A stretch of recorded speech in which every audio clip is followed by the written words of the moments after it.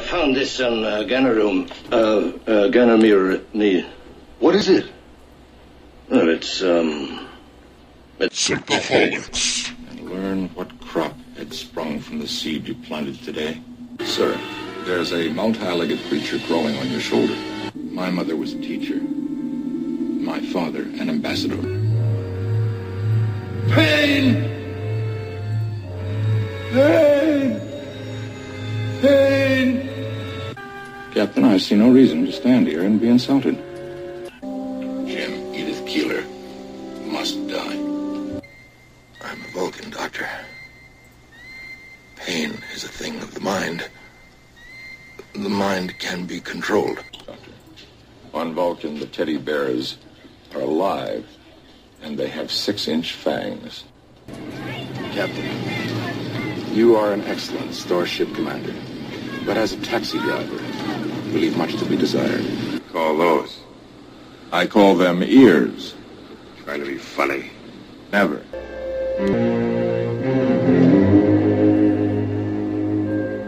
Miss Chapel. Yes, Mr. Spock? I had a most startling dream. You were trying to tell me something, but I couldn't hear you.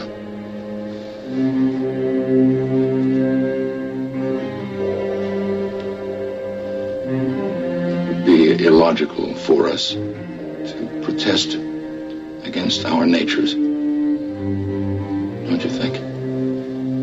I don't understand.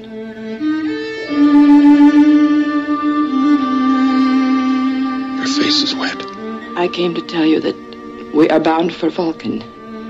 You and I have learned, by Leonard Nimoy. You and I have learned the song of love, and we sing it well. The song is ageless, passed on, heart to heart, by those who have seen what we see and know, what we know, and lovers who have sung before. Our love is ours to have and to share. The miracle is this: the more we share, the more we have. Welcome to Synthaholics, guys. A little poetry by Leonard Nimoy. And this is David Duncan, along with always Aaron O'Brien. And we are talking today, trying to have a little retrospect and thoughts about Leonard Nimoy and his portrayal of Spock and some of the things that he's done in his career, in his lifetime. Yeah, most definitely. So I kind of want to start off just by where were you when you heard of his passing?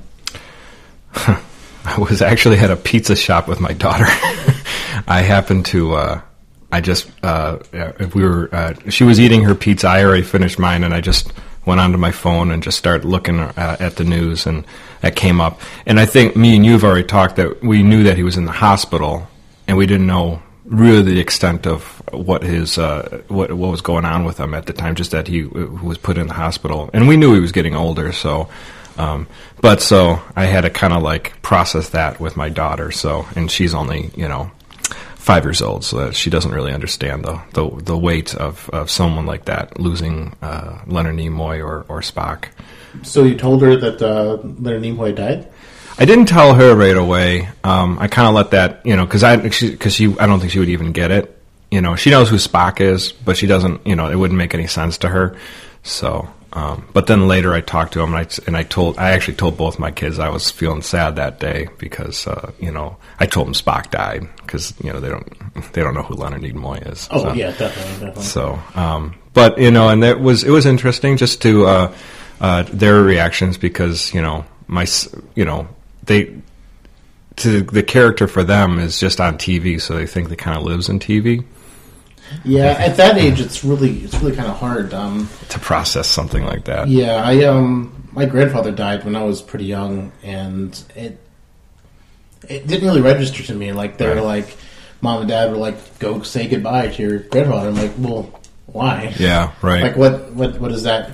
Right. I mean, now looking back, I definitely, he was dead, and sure. Try to get me to pay my respects, but it's just when you're that young, like I guess unless you've had a pet that's died or something, and I never really had pets as a child. It's hard to process it, yeah. What that means. Well, and to me personally, my grandfather passed away recently, so it would happen almost about a month just before Leonard Nimoy's passing, so it's kind of odd the whole... I mean, I don't put a connection between my grandfather and Leonard Nimoy, but it's just one of those things that there's an emotional weight to someone's passing in my heart at that point. So, but besides that, it was an emotional impact, and I'm not going to lie, there's a lot of mixed feelings about that, and as well as the future of Star Trek and the character Spock has been kind of on my mind in the last couple months since that. So. And it was just his birthday this past Thursday. Yeah, I saw that. So I know we're kind of late on the bandwagon with the podcast, getting it up and running, so that it's not recent news that he has passed away, but it would have been his birthday just a couple days ago. Well, and let's just put it this plainly: is the actor Leonard Nimoy and his portrayal of Spock pretty much. Encapsulated for so many people the spirit of Star Trek and what everything it meant to us. We're going to kind of talk a little bit about Leonard Nimoy, but also about the character of Spock and how much it basically boils down in a lot of ways to what Star Trek is about. In my mind, there's a lot to be said about that character and how much impact it had in the whole franchise and the whole mythos of Star Trek. Yeah, definitely. And I also have more of the interviews from PAX where I spoke with a couple other designers and a cosplayer about what they do with their respective jobs and what Leonard Nimoy meant to them. As for where I was when he passed away, I was at work. And that's gotta be rough. It was miserable. Yeah. I was upset and in tears a lot of the day and getting called asshole by some of my coworkers because they asked me if I'd ever met the man, and I said I hadn't. And later they apologized, but it's just kind of insult to injury on the right on the day of such a person's passing. And on the way to work, I was listening to Warp 11. They have a song called "Beam Me Up to Heaven," which has nothing really to do with Spock dying, but it's. Yeah, there's a connection there in your heart, right? I understand. The song's about Jesus Christ and right, and William Shatner dying, then rising again, and their perspective ways which they did. Right. And it was just like I listened to that song and it's kind of catchy and it's it sounds nice and pretty. It's like positive, and then I'd get to work, and then someone's like, "Oh, Leonard Nimoy died," and then we've got the news up on television, and all the news sites are reporting Leonard Nimoy's passed away, and it's just like I couldn't believe it. It was actually, I was surprised. I mean, because for me growing up, Star Trek was very personal, and I mean, obviously, I have people like you and other friends that growing up, there were people that I knew like Star Trek as well, but. The social media explosion of once he died, there was a lot of people making comments and tributes and thoughts about it. I was very surprised that he had that much emotional weight to the whole society of that, and that was impressive to me. Even my wife, she's not really a Star Trek fan, but she understands that. She's obviously been married to me for some time. She knows about Star Trek, and she was kind of surprised that so many people were talking on Facebook and Twitter and everything about Leonard Nimoy's passing. So, but I think that's also a testament to the kind of man Leonard Nimoy was. He wasn't just an actor. He wasn't just Spock. He did so much, and he did poetry like we read this morning, and he also did. He was a voice actor. He did, lots of stuff. He took lots of pictures. He was a really great photographer. Sure. I spent about an hour last night just looking through some of his images, and some of them are really, really powerful. Right. No, he's a very talented man. I was want to just a couple things about him, just so everyone knows. So he was born in 1931. He was in Boston, Massachusetts, where he came from. His parents were actually immigrants. They came from the Soviet Union in Ukraine. They were actually from, I guess his father basically walked the border to Poland to get out of the Soviet Union at the time. and they were from they're from the Jewish faith, and it seems like it's funny thinking about it because you don't really put those things together until like you look back in retrospect. But here you have he's an immigrant. I mean, he's a child of an immigrant. He's he's got a different viewpoint because he's from a Jewish faith than most of the majority of probably people in Boston, and which is heavily Catholic. So all those things must feed into making a character like Spock when they was given that role. Here's because to me Spock, and this was great about the whole side of Star Trek, was Spock was the ultimate outsider. He wasn't accepted on his planet, wasn't accepted on Earth as a human, so he was like this in-between person, and it gave him great insight and a lot of, pain. Of course, being character Spock, he would never recognize that pain, but it was interesting that was his role and how he took to it, and he found a way to make that character come to life. Yeah, and the Jewish heritage also had, a big part on how he played the role. Like the Vulcan hand salute is actually some sort of Jewish hand signal. Yeah, there was supposed to be something that the rabbis did. I read about that as well. So, just an interesting man in general. For me, like I said before, it's like the Spock character encapsulated a lot of the feelings of Star Trek, and even going before we we moved into the next generation in the movie franchises, so many people hinged so much on Spock. It's strange to think that such an unemotional character had such an emotional impact on people. People just took to him and they just understood him, and they something about them they just they wanted to emulate. With Spock, he just made such a good character, and everyone emulated him. I mean, he set up this race so that everyone who came after him, playing a Vulcan, even playing pure Vulcans, used him as their basis, and that's also what Star Trek is about. Where a lot of times the least human characters are most human to us, right, on screen as far as how they're portrayed. Spock kind of started that. 7 of 9 being a Borg, she was probably one of the most compelling characters on Voyager when she was announced because she had no humanity and it was about her becoming human again. So, right. And in a way, that made her more human than everyone else in the cast. Yeah.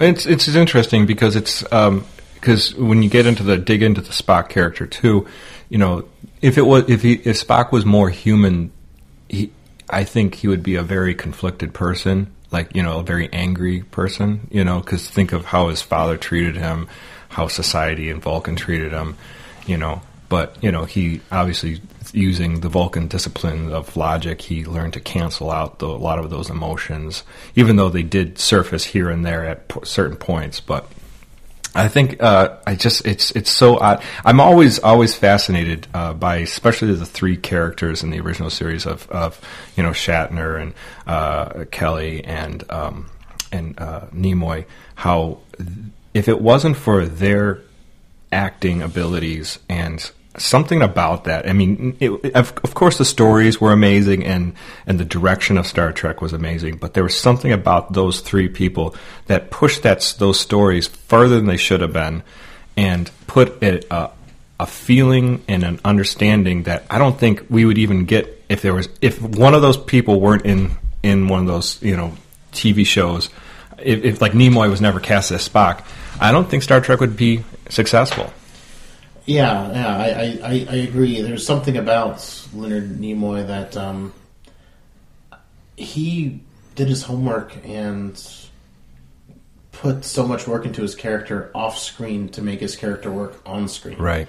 And we actually kind of touched upon this in one of the interviews here in a little bit, where basically said that if Spock wasn't there, I mean, Leonard Nimoy wasn't there, it wouldn't be the same show. Yeah, if it was somebody else's Spock, the whole show, I think, would not work, Shatner's volatile acting and his even his just character by itself wouldn't work without the slate of Spock and Leonard Nimoy portraying that character. It was so important to have, and I don't even want to put him a straight man, but he was just this person that was like rock solid and this go-to guy that they could always go back to, Well, it wasn't just that. It was the characters of Spock, McCoy, and Kirk. McCoy and Spock are part of Kirk. They're like a trinity almost. They're to make up this one person. Like Kirk is the super ambitious, Spock is the super intelligent, the super logical, and then Bones is the super passionate. Right. And together they are this one force. Exactly. And it's a little bit off topic, but I mean, things like this, like I feel like Joss Whedon kind of took this when he did, Firefly, where Mal is a soulless person and everyone on his crew is a part of his soul. Right. Like Book is his faith, and Kaylee is his innocence, and Wash is his sense of humor. Right. And they symbolize something. I don't even know if when they wrote the original series, if that was even part of a thought. I think it's just something that came through. I've never read anything that was the ultimate ambition of any of the writers or Roddenberry when they put that together. I mean, it's amazing if it happened all on accident. Well, that's one of the things that when shows are so successful is that it's unintended consequences that become so amazing. It's like that lightning in a bottle that is hard to recapture. So. And they did it twice. They did it with the original series and with Next Generation. Yeah, and Next Generation, was great to see that carried on without a character like Spock. I mean, even though they had the Data, but Data was a little bit different than the Spock character. But he couldn't be emotional. Spock chose to not be emotional. Right. That's the interesting choice. But so Spock and Leonard Nimoy. I mean, I don't think even the whole Star Trek franchise would even be around. I don't think we'd be talking about it today, other than maybe a footnote, if it wasn't for him. Definitely. And I don't even know if the other series or the movies, because, I mean, Star Trek 4 is, I think, the point where they decided to start working on the Next Generation, that the success of that film. Mm-hmm. And Leonard Nimoy wrote it, he directed it, and he was, of course, starred in it. Right. So much of that movie was him and his essence, and that was probably the first Star Trek I watched after his passing. Right. Just to kind of get a full, like, everything that is Nimoy showing up. It's him in the writing. It's him on screen. It's his direction. Him getting the people to do what they're doing on screen and how they do it. It was all him. That movie, which was very powerful, I think. And the other side is, somebody made this point, I don't remember who, but here you have a character, an actor inhabiting a character, and the character, so basically The Cage came out, 1965, and he got to be Spock until basically 2014, as, I don't exactly, maybe it was 13 when he last did it, Spock in the Into the Darkness, but to have that many decades to inhabit a character and to develop a character is totally unheard of. Most people, they'll do a character, if they're lucky, they'll do a couple movie series, or maybe they'll play a couple seasons of a character on TV, and then the character goes away. And that's probably one of the biggest things that worries me and maybe bothers me about the Star Trek reboot series, is the fact that these actors are young, and it seems like most actors in Hollywood don't like inhabiting the same role for more than like 2 or 3 movies. Right. So I'm kind of scared where Star Trek's going to go after the 3rd movie, and we're going to definitely have a whole episode where we talk about the future of Star Trek a little bit later. But right. But Spock was this character for so long. But how long will Zachary Quinto do it? He always seems to me like he's not not that he's not interested, but I always feel like he's this is just something to do for now until the next thing comes along. And I'm not knocking him, but it's just one of those things that I don't know. It's like maybe he'll do another movie, maybe he'll do 4, to Star Trek 4, and and then he gets disinterested. I feel the same way with most of even Chris Pine. You know, Chris Pine's career is, you know, kind of getting more of an upswing now, and he's in a lot different movies. So, but yeah, it's something to think about. And but one thing is amazing is just that we see the development of that Spock character, you know, from the Cage, which, you know, it's so funny when you think about the Cage and what was the other one where No Man's Gone Before. Yeah, the Spock character is just such a different character than what we see in mid-series and then into the movies. It's funny just how quickly he developed that, and then over time he tweaked the character. I mean, by the time you get to Star Trek VI, you know, he's still a logical being. He's still the same Spock, but there's a side of him that recognizes that, you know, he is human.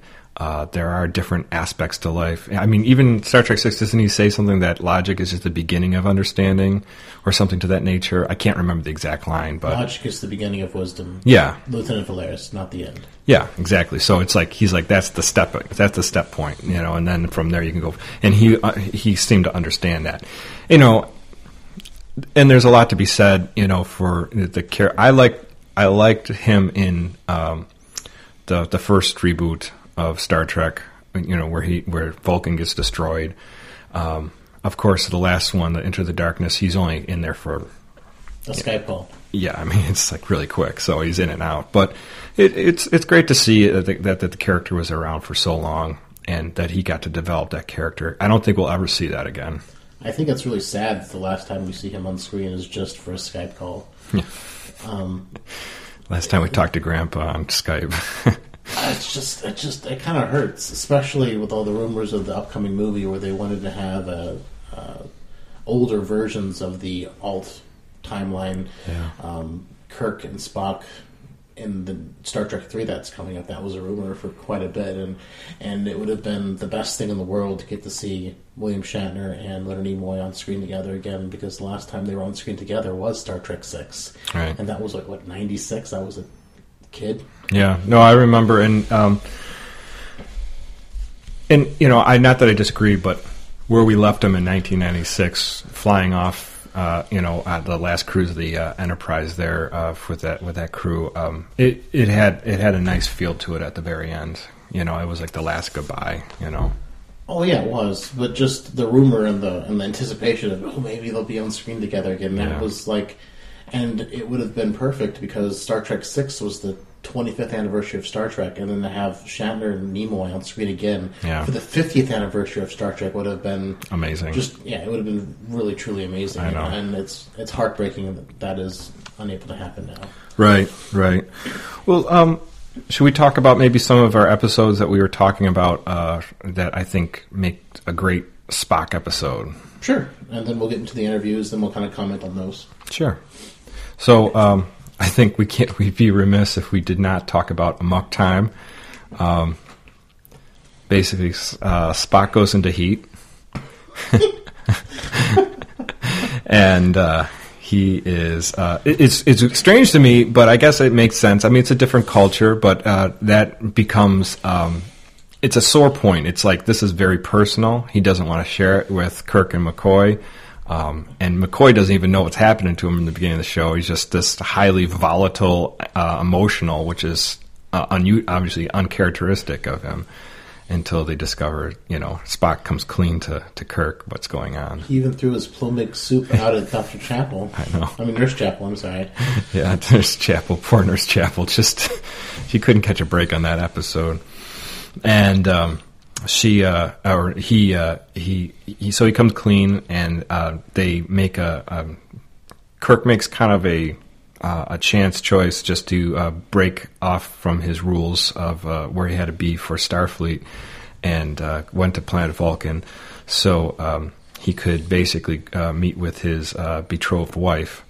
I don't even remember her name for that episode. T'Pring. Thank you. And T'Pring. She's not what you want for a wife, I don't think. No, good grief. I mean, like, You think the real lives of Atlanta are bad. Good grief. She's pretty rough. Yeah, so Spock's in heat. He can't even control himself half the time. He's feeling a little better when he gets down to Vulcan. He's feeling like maybe this is the end, and he doesn't have to worry about these emotional outbursts and these strong feelings. It's going to all be over. And so he goes. They go to this meeting place where he's supposed to be joined with his wife, and she chooses, instead of just to marry him, to put a challenge with another suitor, but instead of bringing the suitor, she brings in his old friend Captain Kirk. It's just so, like, she's so mean. I thought Vulcans were supposed to be, logical, and, like, You can still be an asshole, even though... they're so bad. They're so bad. I mean, and like, she doesn't even have enough faith in her suitor to beat Spock. That was interesting too. That was the one thing I wasn't 100% sure, but I mean, in the end, they kind of explained why she did that. But that she, instead of her suitor, the other guy, her other love interest, she brings in Kirk to fight Spock, and of course, Kirk had not grown up on Vulcan. The air's thinner; it's very hot there, and he is. And obviously, Spock has such a stronger physique than Kirk. He can't compete with him for too long. So it's a great episode to see. Like, to me, it's a great episode to see kind of variations of Leonard Nimoy's different emotions that he can portray through the Spock character. So. Yeah, it's very good, his range, and like because it's stunted too. Like he's obviously he has the outburst and he's trying to hold it back. You can tell he's trying to hold it back through the whole thing. Like he doesn't want to tell to Kirk what's happening to him, but he can't hold it inside for too long. It's very difficult. I just want to know how they haven't learned of Pon farr after 150 years of dealing with Vulcans.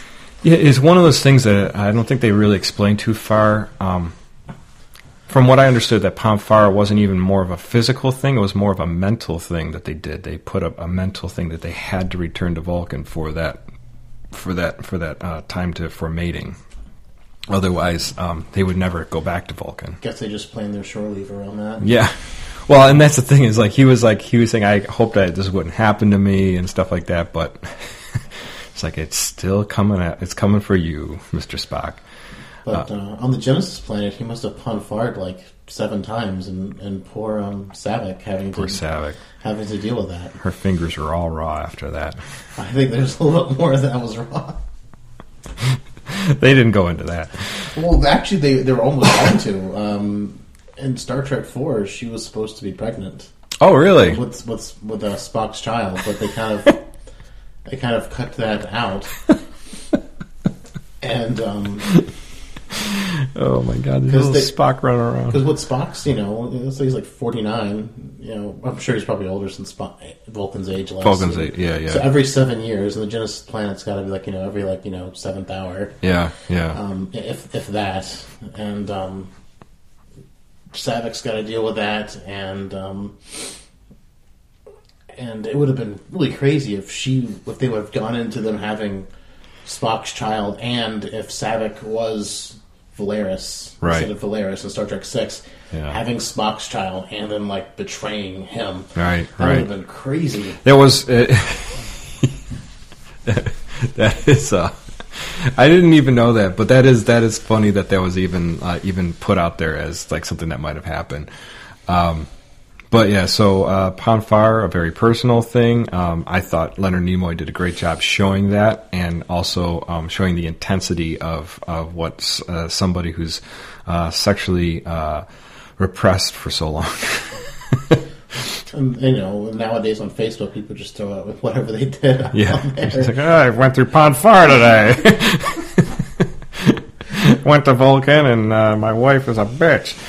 All right, so next is This Side of Paradise. We were talking about that is a great episode showing the ranges of Spock where he gets shot with spores and is all of a sudden madly in love. And all of a sudden grows a green jumpsuit. That was an interesting one. I'm assuming... She carried it in her pocket. I'm assuming that after he got put the spores thrown in his face and he became all emotional and he learned... he fell in... I don't know if...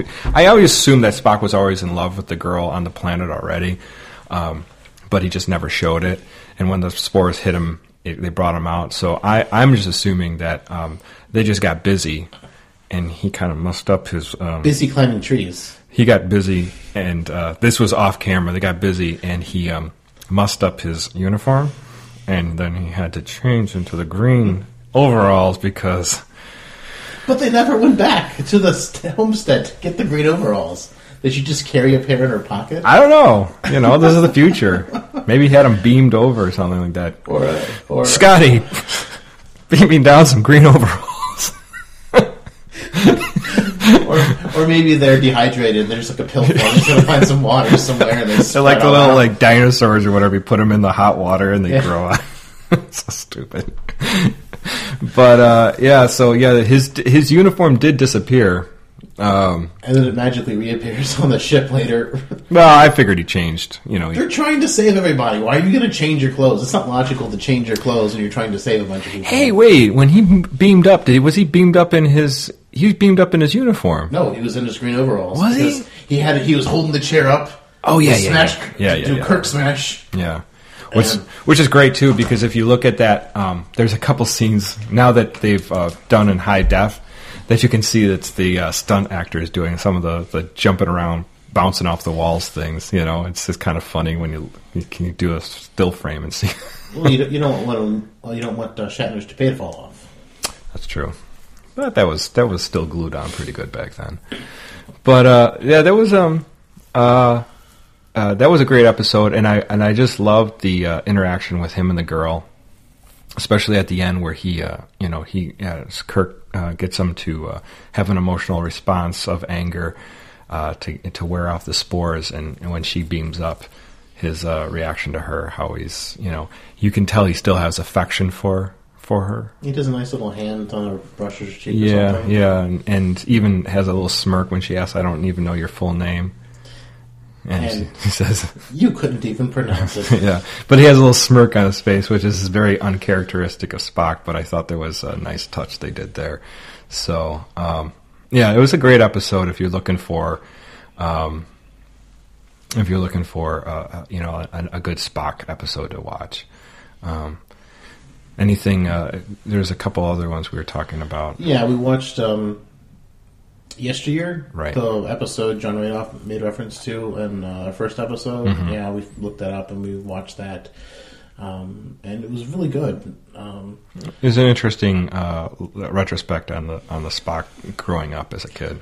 And it's nice all the tie-ins it has to Journey to Babel. Yeah, it has a little tie-in there as well. It's interesting to see still how strangely how Spock's father Saavik has no. Sarek. I'm sorry, Sarek has no. Even though he has a son and he married a human wife, he seems almost divorced of the idea of having a son that's a half breed.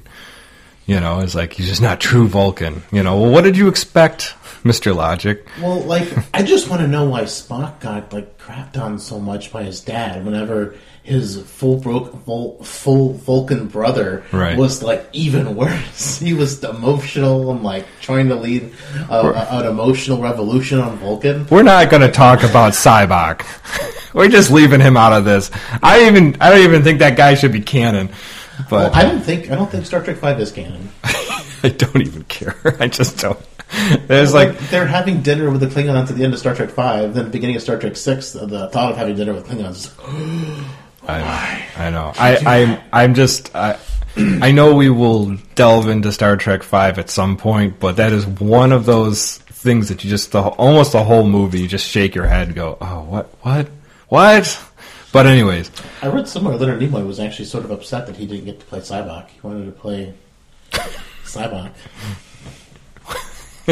So, Anyway, so like as I was saying before, Yesteryear is kind of a retrospect look of Spock goes back in time to fix a timeline error, and he goes back to his child on Vulcan, where he is. What was he was going to go for a? The young Spock was going for a like a rite of passage. Yeah, like becoming a man type thing for Vulcan, and Spock goes back and poses as uncle to himself. Yeah, good old Uncle Spoke. I don't remember what he called it. I don't know what it is either, but even asked in the end that Spock's father treats him with kindness and consideration, that this and dignity, and he goes, "I'll consider it." I think he just said that just to placate him. It is one of those things that I just like. I don't understand. Well, and we might as well get into the Journey of Babel, because that's where you first meet Spock's father and his. It just, I mean, it goes beyond even Vulcan coldness. He just doesn't even register that, that Spock's his son, even in the beginning. And Kirk's unaware of it, and, Do you want to go visit your parents? These are my parents. It's awful that, I mean, I understand that Vulcans are not going to be hugging and happy to see each other and talking about old times, because that's not how Vulcans are. But they don't even, I mean, you can tell he doesn't even want to be in the same room with Spock. So. Oh, Kirk had offered for Spock to, show them around the Enterprise, and Sarek was like, yeah, no. I'd choose another. Yeah. So, not quite sure what that was about. It was an interesting angle that they took with the character, and I thought it was well played. And even though Spock doesn't show the emotional side of things, you can definitely on that episode, like, you don't get like This Side of Paradise or Muck Time where you're seeing him being emotional, but you do feel his pain. The father just so much, just not giving two shits. But he's a good son. His father has a condition similar to a human heart attack, and Spock takes an experimental drug that doubles his blood cell growth so that his blood can be siphoned out, have the human blood cells removed from them, and then pumped into his father so that he can save his life for the surgery he has to undergo. Right. So that's a great episode. We've talked in the past episode about the Galileo 7, which is great because you get kind of the side of Spock in command of the first time, so you can look back and we talked about that. But that was another episode that's great to see a Spock-centric and kind of see him flounder a little bit for the first time, which you don't normally see for the Spock character. The Spock character is always very, on point, spot on with everything he does. Yeah, and totally in control. Yeah. Just lastly, I like to just point out a few things. Obviously, the movies we had. I actually, funny as I played for my kids this weekend was Wrath of Khan, and my son was really into it, which is I thought was unusual because I didn't think he would, because there's a lot of dialogue in it, not enough explosions. So, but he really liked it, and I can't lie, I was watching the end with the death of Spock, and I got a little choked up. I still haven't watched Star Trek II since. It's hard. It's hard to watch. I was reading online, Facebook, people were talking about watching Star Trek II it was like the day that Nimoy died. I'm just like, I'm not ready for that. Yeah, that's hard to do. It was kind of like one of those things I wasn't expected to do. My son wanted to watch it, and I was like, okay, I'll put it on, because it is one of my very all-time favorite movies, and he was watching it and he was into it, and we got to that point and I kind of had to go excuse myself and dry my eyes in the other room because I was getting a little choked up there. But another great movie, and I think even motion picture, even though it's a drawn-out movie, you got kind of an inside window of the Spock character, because he's going through the you find him on planet Vulcan, where he's going for his training. I don't know what it was. It's a logical I don't know what it was called at the time. It was the Yeah, I lose it too. But so yeah, but so he goes on the planet and he comes to, you know. So you have this highly logical Spock who realizes that he is going to he needs to go back to the Enterprise to help the Enterprise, and then, you know, you have him come to when we get to Star Trek II, Wrath of Khan, he's you know, he sacrifices himself for the crew, and then we see the rebirth of Spock through Star Trek III, and then 4, kind of his shaping, and then we won't talk about 5, but 6 we see a very strong character who seems a balance of I think the best balance you'll ever see of the Spock Vulcan character. Human, yeah, like where he's like, you'll, you know, tell Scotty that the engine's having trouble. He's like, there's nothing wrong with the bloody thing. You know, if we, you know, yes. if we go back now, we won't be able to get out again. Right. And Valeris turns to him, and she's like, a lie? And he's like, no, error. And by the way, the ritual is the Kolinar, so I don't have to yell at myself when I'm editing this. And very good, the Kolinar. That's exact. And but I just love to see. I mean, you don't really think about it because the movie. I mean, we're talking 6 movies which had spanned, you know, a long period of time, and it's great to see that character develop in between that time, you know, and what he became. Yeah, and Sarek didn't really care about Spock until he died. Yeah, it was a strange thing too. It was like, you must go get my son, you know. As you know, that was an odd thing too. But I do like that his father at the very end kind of says to him, you know, you made the right choice. That's the best they have for each other together. But the best thing I think Spock ever gets from his father is actually from Picard.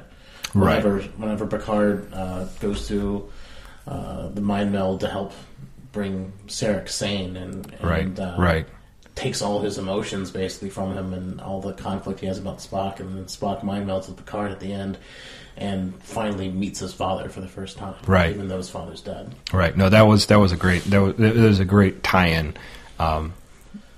Even though it's a little bit Spock lives for a very, very, very long time, so it's probably good for him to get that information as time goes on. It's like maybe finding a letter from your parents, and after maybe years after their passing, and you know, maybe them expressing a lot of love and caring for you later on. So yeah, definitely. Well, you listen to us, you know, our thoughts on Leonard Nimoy. Let's hear what some people from Destructor Beam had to say about Leonard Nimoy. Very cool. David again, and what was your name again? My name is Kyle. Kyle. Oh, you work at Destructor Beam. What do you do right now? I'm a content marketing manager, so I make content, video, web-based content for. I actually just started a little very recently, and I make the content for YouTube, website. We're working on new guides and things for Game of Thrones Ascent, and eventually Star Trek Timelines. Oh, great. We know Leonard Nimoy just passed away 2 weeks ago, 2 days ago, 2 weeks ago. So what is your favorite Leonard Nimoy moments, in and out of Star Trek? Just anything you want to say about Leonard Nimoy? Yeah, I mean, for me, I grew up watching Star Trek with my family. My dad and I, he got me into the original series and Next Generation and the movies. So, you know, personally for me, my personal favorite is still Voyage Home. And so, you know, Nimoy's directing on that movie was some of my favorite work. And I think also, I actually loved his appearances on the Shatner roast. That was some good stuff. You can tell that they have that. I mean, obviously they have all of the crew and all of the cast has such a special connection, and I think that the outpouring that happened all across the internet of emotion and feelings. I actually had to go step away from the internet when it happened because I couldn't. All my friends were posting video clips and it was like I just need time to not be around that. I'm very saddened, but I also feel like, you know, Spock is still with us. We'll always have Spock, and that's part of his legacy, and all of the work he did after, whether it was his books, you know, I Am Not Spock and I Am Spock, or whether it was his photography, or, you know, like everything that he did. I actually, I'm like, you know, I need to go back through his work personally and just kind of dig into the things that I never got to dig in. I never took the time or really thought that I should. It's making me want to explore more outside of his Star Trek stuff. So I am. You can tell I'm. Yeah. I think a lot of people probably feel that, where they're sad and they're also like everyone's rewatching the series and the movies now, and Yeah, a lot of them are. I saw on Facebook and whatnot, a lot of people were talking about watching The Wrath of Khan. I'm like, that's seeing sad enough by itself, compounded with the fact that Leonard Nimoy died. I actually brought Star Trek IV: The Voyage Home into work the day after he died, and we put that up on the screen while we were working. The moment where he tears the bathrobe and wraps it around his head. I was like, good for you, Nimoy. You don't have to wear the ears the whole movie. I remember when it dawned on me when I was a kid, because I was like, oh yeah, that makes sense. And then I realized, because the makeup process for the ears he's directing and he can't have that. It's genius. I was just like, he's a smart guy. He's a clever guy, and he did a lot of great things for the Star Trek community and just humanity as a whole, like science and space exploration and being human to each other. Definitely.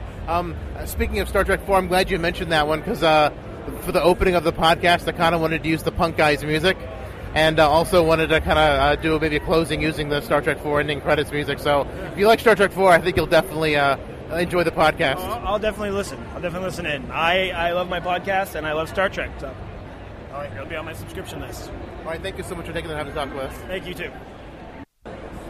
So your name is Colleen? My name is Colleen Nachtrieb. I'm a UX designer for Star Trek Timelines. Oh, excellent. Yeah, so I create all the experience, like from start to finish, all the screens you're going to see, and basically the feel and content of the game.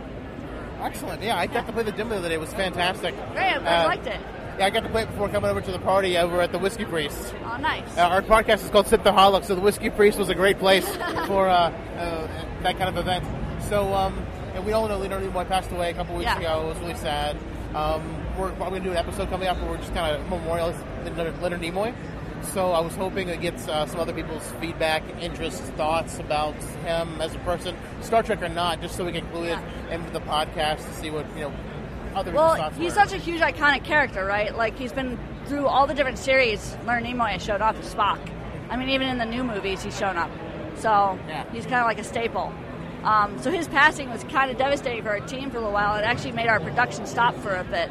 He's throughout the timelines in our game. He's kind of a consistent character that shows up in all the different timelines because Vulcans live so long. Forever, They never die. They don't die until they get Mindrai syndrome or whatever. Right. The Binzai syndrome? I can't remember what it was. I can't say it, so I can't pronounce it. But yes, I know what you're talking about. We even had... My Trek cred has been ruined. I'm sorry. So is mine. I'm like, it's but that's like the people in the office joke about like talking Klingon and wanting to translate the game into Klingon, and I'm like, I can't say half those words either, but I try. Like, yeah. Anyway, so Spock. We also have a bunch of other Vulcans in the game, but I mean, Spock's by far the biggest one that we have. Anything outside of Star Trek that you liked from Leonard Nimoy? Oh, there's the Bilbo Baggins song. Oh, that was great. Have you seen the car commercial where he references the Bilbo Baggins song? Yes, I love that. Oh my god, that's hilarious. Yes, I have a friend who actually collects all of his action figures and stuff like that, and she actually got one of the vinyl versions of the Bilbo Baggins. Oh, that's awesome. Yeah.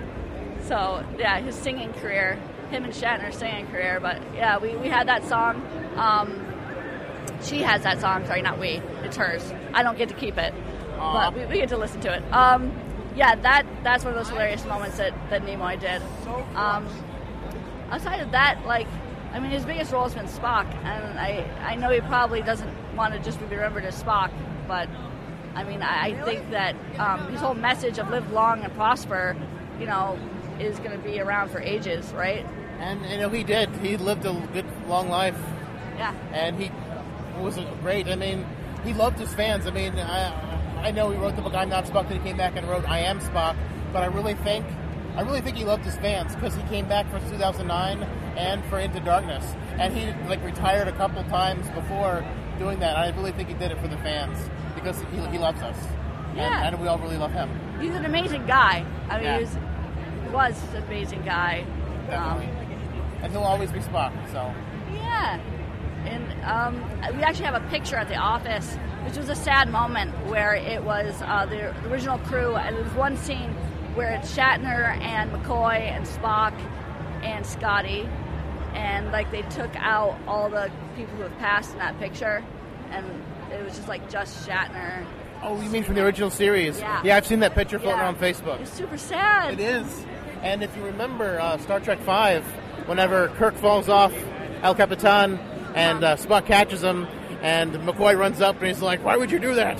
And he's like, I knew I wouldn't die because I knew I would always die alone. And unfortunately, I know William Shatner probably didn't know they would die before him, but I literally have chills right now, and I'm like in a really hot room and sweating at PAX. I have chills just thinking about that because he's alone. Yeah. I got chills when he said it. I was like, oh man, that's so sad. How did he know? That's creepy. And very depressing. It's the weirdest foreshadowing, and they didn't even intend it to be. Well, thank you so much for talking with me. Yes, thank you. So this is Alex, right? That's Alex. From Disruptor Beam. From Disruptor Beam, yep. All right, what do you do with Disruptor Beam right now? So I'm a product manager for Game of Thrones Ascent. So I help guide the direction of the product along with the input of the rest of the team. And we all collaboratively make decisions about what we're doing for Game of Thrones Ascent. I also work on a lot of things like help manage the community, manage the events that we do, and it's part of the reason why I'm here. I love being around our players and just speaking with new people. All right, excellent. So we all know that Leonard Nimoy passed away 2 weeks ago. What was your favorite Leonard Nimoy moment? Right. Even outside of Star Trek. Right. But also in Star Trek too. I think Leonard Nimoy was the perfect example of someone who was able to transition from Star Trek to an incredible and wonderful private life. A man who was unashamedly who he was and never stopped caring about being the front of Star Trek. I think if you see a lot of people, a lot of talent that did Star Trek, they can get a little tired. Leonard Nimoy never seemed to get tired. Every time I saw him, every time I heard him talk, he had this genuine passion and caring for being with Star Trek fans, and it's the same kind of passion that I feel when I'm with my fans. And it's just, as much as I love the original series and the movies, and as much as I think he was a fantastic actor, and I'm really glad that he got such a chance to shine, it's really his work outside of the series that stuck with me the most. He always made time for people, which is really important. Yeah, he did, and he could really tell he loved his fans, because he retired 6 times in the past 5 years. Yep. He retired, he came to Transformers, and then he retired, he came to Star Trek 2009, Yep. He retired again, he came back for Into Darkness, and it was just, some people who maybe don't know Star Trek or don't know Nimoy, he just did it for the money. I'm like, he's 83. He loves his fans, and I think you can really tell. I know. And the way he portrays his character. It's the sort of thing that, for me, it's a model for me to model. It's a model for me when I talk to my players, remembering that it's not about me. It's not about me personally. It's about who I am to them. And if I can make them happy through my games, and if I can make them feel like they're part of something larger in my games, I want to do that. And he's a great example of that, where you weren't just a Star Trek fan, you were a Leonard Nimoy fan. And I think that's why when you've seen other original series characters die, especially, there's been a lot of sadness, but never to the level that you saw when he died, because people recognize he wasn't just a great actor, he was a great man. There's that too, but I think also he died in the time when he did. When Bones died, the internet, was basically just within the government and libraries, and then when Jimmy Doohan died, the internet was probably dial up. Right. It wasn't so much. And then when Michelle Barrett died, that was more that was closest to our modern age. But I think, the whole world knew Spock had passed. Absolutely. And probably minutes from when after the family announced it. Right, but his impact and Star Trek's impact really has only grown as time's gone on. It's one of the reasons why we're doing a Star Trek game is that it's multi-generational, and even though I'm 31, but I still love the original. I love the original series the best out of all the series. Even though I grew up watching Next Generation, I watched DS9 and Voyager, it was the original series that really captured my imagination. I love how corny it is. I love how ridiculous it is sometimes. I love the over-the-top characters in it. And seeing that and having a real kinship for that kind of storyline, it did hurt quite a bit when it happened. Yeah, you're absolutely right. I mean, without Leonard Nimoy, Star Trek wouldn't be what we know it to be. And, there was close calls of him getting, cast as someone else. He's a perfect foil for the series. Perfect foil, and he's the model for everyone. They made an entire race of people based around him. Yeah, and people have based their acting around him, around who he made that role to be. So. And it was Zachary Quinto. He basically tutored Zachary Quinto on how to be Spock. Exactly. And, I think Zachary Quinto's going to do a great job going forward. Right. But, he got hands-on experience with the Master. Yeah. And how many people can say that? I don't think not many. Yeah. Well, thank you so much for talking to me, Alex. Thank you for coming, man. I appreciate you being here with us. And my last interview was actually with cosplayer Belshare. We were kind of talking, and everyone at Destructive Moon kind of knew I was going to be talking with them about Star Trek, so they're kind of ready to record it. I kind of unexpectedly kind of came to her about doing the podcast, recording for the podcast. So the interview starts off a little bit in the middle of something, but we kind of go back and kind of catch you guys back up. Photos of larger women and just as they are nude, and it was just beautiful. It's photography with that whole project, and having people be more comfortable with themselves and loving themselves for who they are. And I think he did I'm getting kind of overclamped here. Yeah. Sorry. No, it's okay. But just the love that he gave other people to have love in themselves, and he's really, really missed. Very inspiring for many, many ways. Yeah. And by the way, guys, I'm speaking with Belshare. And Belshare, could you tell people who don't know what you do? I am a cosplayer and a professional costume designer based out of Boston. Excellent. So that was Leonard Nimoy stuff outside of Star Trek. Right. Do you have a specific Star Trek moment that sticks out to you the most? If you need help, my probably favorite Leonard Nimoy moment for the movie is the neck pinch on the punk rocker guy in the bus. Yeah. I love that part. I love it when, so they're on Earth and he and Kirk are going around, and just the wrap that he had to hide his ears, I love that. I don't know. That might be more like costuming thing, which is what I'm going to notice. Exactly, yeah. But he just looked so uncomfortable. I just love that. And what does he mean, exact change? Yeah.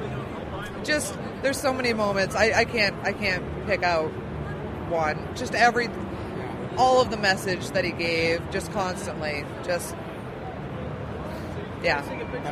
Yeah, he was a great guy. He said live long and prosper, and I think he really did that. I know. And when he, just some of his tweets, and when he said, if you need a grandfather, I'll be your grandfather, and he was just so welcome and open and welcoming, and I'm getting verklempt. I'm getting a little emotional right now. No, it's okay.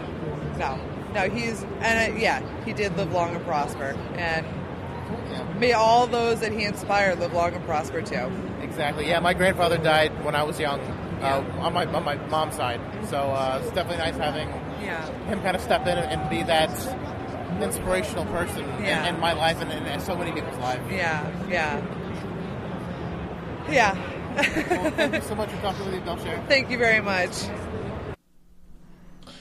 Yeah, so that was more of my interviews that I did at PAX East, and I just really wanted to get people's thoughts and ideas and what Leonard Nimoy meant to them, because his passing, it was inevitable that we would do a podcast specifically about Leonard Nimoy, kind of memorializing him, our thoughts on him, and I thought it'd be nice to hear other people's thoughts. Right, and it's always interesting that there's so many different aspects and things that touched people's lives.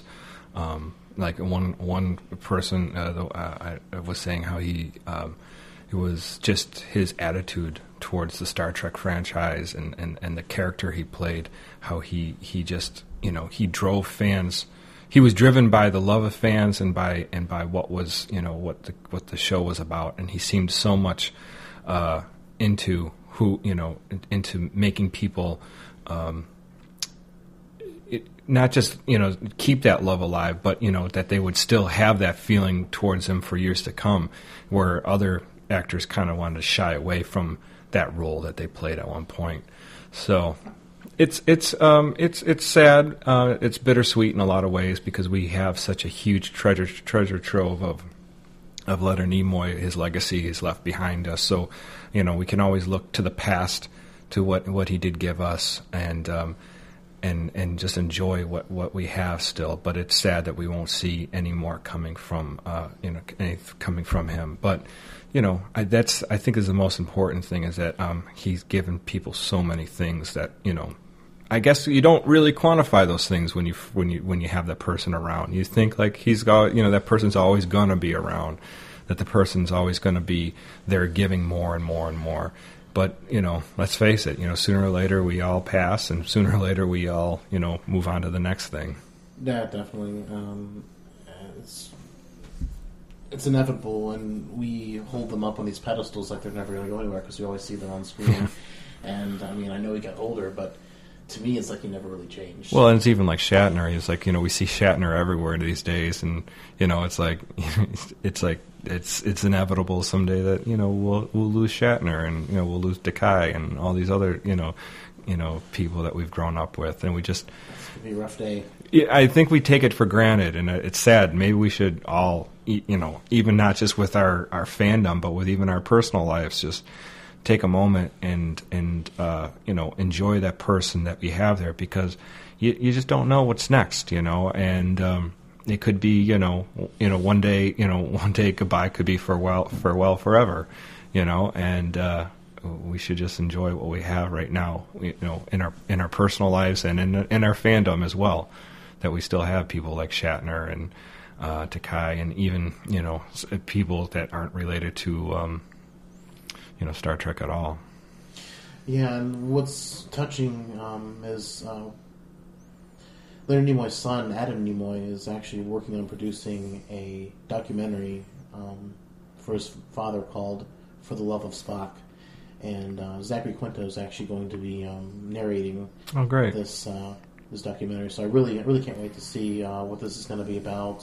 For those of you who haven't seen Trek Nation, I highly recommend it. It's about Gene Roddenberry's son, sort of doing the same thing. I'm sure Adam Nimoy probably had a better relationship with his father than Rod Roddenberry had with his father. Mm-hmm. But especially since he was basically a kid when his dad passed away. Right. And so he went around trying to find out who his father was, and that was a really, really good documentary. And I think I think this would be really awesome too. And there's a wealth of knowledge of Nimoy's books and recordings and other things that they'll be able to draw from. I've heard William Shatner's also going to appear on it as well. Yeah, well, it can't. It'd be like not having his side of things and how his feelings were towards Nimoy.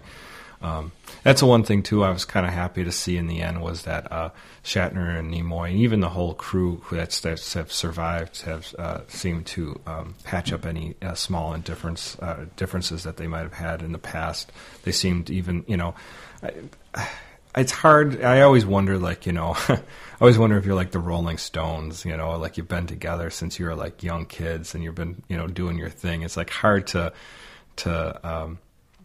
it's got to be hard to be with that person for a long time, Keith Richards and Mick Jagger kind of thing. Is like, it's got to be difficult, and then you have like, a Nimoy and Shatner, and, I gotta imagine Shatner's a little difficult to deal with on a daily basis. He's got the man's a little out there. He's very extroverted. He's very opinionated feeling, and I think they all had to kind of come terms with who those people are, especially in the younger days when they're all trying so hard to be successful. So, stars. Yeah. So, but it's nice to see that they're all kind to coming to the point and seeing, like, I think even Shatner said that how he felt how he lost a brother that day, when Nimoy dies. So, I don't want to be into leave this whole thing in a funk, but it's a heavy subject. Even though some time has passed since Leonard Nimoy's passing, I still feel a sadness in my heart about it. I don't know if I'll ever feel great about it, but I guess over time you come to accept it and just realize that's just something in life that you have to, just move on with. Yeah, definitely, and like in one of the interviews it was said, we'll always have Spock, and they say, like, as long as you're remembered, you're never really dead. Yeah, right. I would encourage everybody, if you want to get into, see the Spock character, pop in the Netflix or maybe, however you watch your media, watch some original series, so maybe some of the ones that we suggested if you haven't seen a lot of Spock, or maybe go to the movies. Star Trek IV is such a great movie to kind of like get into the Spock character and the whole crew. It's a little more, I don't want to say it's not sci-fi, but it's a little more like grounded on Earth reality. So it's a fun movie to watch too if you haven't really gotten into Star Trek. It's super fun. Yeah, I love Star Trek IV. It's not my favorite, but like it's up there. It's like probably my top 3. Right. It's so good. And Star Trek II, one of my all-time favorite movies, but it's a little heavy at the end. So especially with Nimoy's passing, you might feel like me and feel a little emotional at the end. So if you want an emotional ride, go ahead, watch it. It's Kirk's line that really gets me choked up in Star Trek II. Also, is probably some of the most powerful acting I've ever seen William Shatner do whenever he's giving Spock's eulogy. Mm-hmm. Like, it's like you said, you see him dead, and they're on the opposite sides of the glass together, and he just fades, and then like Kirk can barely even talk. I just love the thing where Spock's slumped over on the one side of the glass, and then Kirk's is on the opposite side, slumped over, and you just see that he's just like that. He did lose. Like early in the movie, he goes, "I don't like to lose," and he lost big time in that one, and he didn't even know what was happening when he was losing it. So there's so much about it. Actually, one of my favorite scenes in that was way before his death, and where they get alerted to the issues with the Project Genesis, and he goes to talk to Spock, and him and Spock have like a dialogue within Spock's quarters, and I just think it's a beautiful dialogue between them two. I've actually looked up the script more than once just to read it over, just because I enjoy reading that little dialogue they have between each other. And it's just talking about who people are and how Kirk had gone away from command, and how Spock's kind of maybe giving him some guidance, saying you need to go back to becoming a captain of a starship instead of becoming an admiral. It's the one place you were meant to be. Yeah, he says anything else would be a waste of material.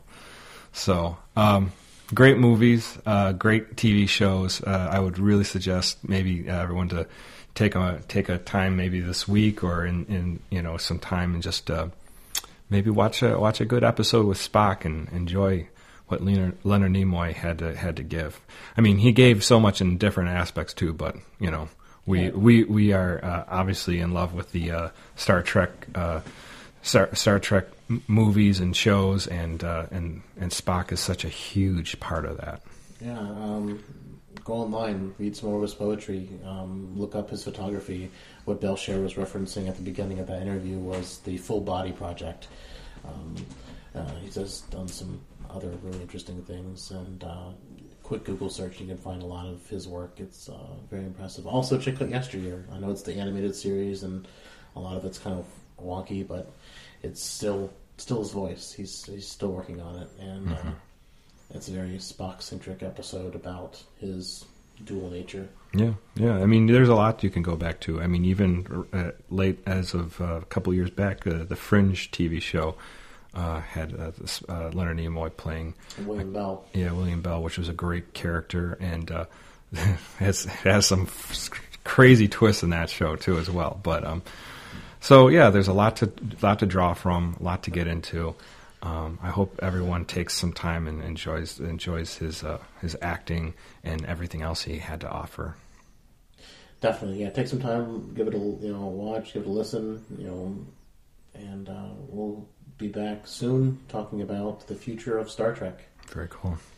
Live long and prosper, guys. Thank you all for listening. You can find us online at synthaholics.com. You can email us at synthaholics@yahoo.com. Our Twitter is @synthaholicduo. If you want to follow us individually, you can follow me at David_J_Duncan and Aaron at Blackbird2004. If you like this podcast, please subscribe and tell your friends about the show. Also, if you could leave us a rating, that would help us out so much. Leaving a rating and review will let us know how to improve and help us reach more of our fellow Trek fans. We'd love to hear your feedback. Live long and prosper.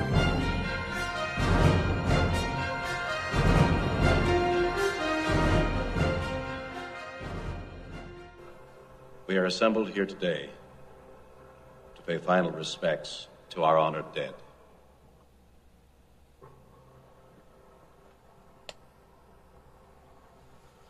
And yet it should be noted that in the midst of our sorrow, this death takes place in the shadow of new life, the sunrise of a new world, a world that our beloved comrade gave his life to protect and nourish.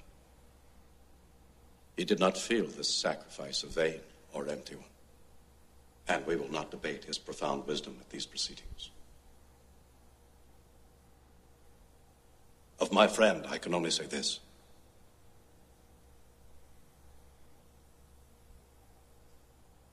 Of all the souls I have encountered in my travels, his was the most human. Others?